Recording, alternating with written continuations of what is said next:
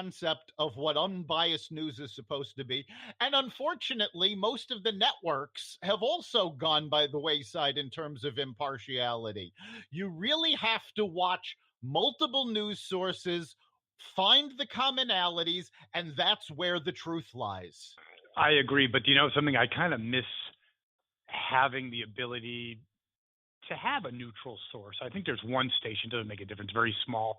They're kind of emerging, and the whole brand identity is, not fair and balanced, neutral, whatever. CNN, as we already talked about, had that opportunity. I think they blew it tremendously. CNN could have just crushed it. They could have. I get sick of listening to Fox with Sean Hannity. Yeah, I think at this point, the world really needs the next Walter Cronkite. It didn't matter what his opinion was. You never saw it on the news. You got the full story, and they let you make up your own mind. And we need... Okay, you and I agree on that, and I think most people would. Then why hasn't it happened yet? Zucker, I don't know how he's still in charge of CNN. It boggles the mind. But their ratings are plummeting because it's not even does he have to be an ideologue. I don't like listening to Sean Hannity either because I don't want to be fed red meat. And God, even if you're liberal, you don't want to be. I mean, it gets to be Rachel Maddow conspiracy theory. The problem is that journalists are not being properly trained anymore. It Agreed used to with be that. When I was trained as a journalist, we were told you needed 3 independent sources before you could go with a story. Now, the story runs when the only thing they have is a tweet. There's no background check.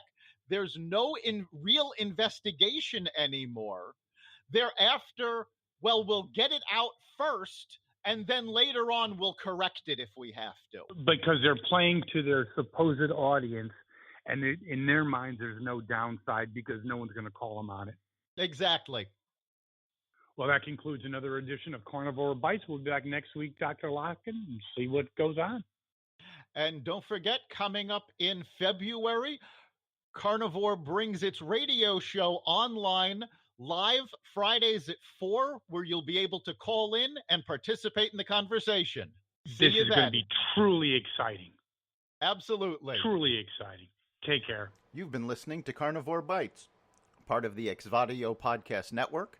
You can catch us every week on carnivoreradio.com, exvadio.com/podcasts, the Apple Podcast Store, Google Play, Spotify, iHeartRadio, and wherever you find podcasts.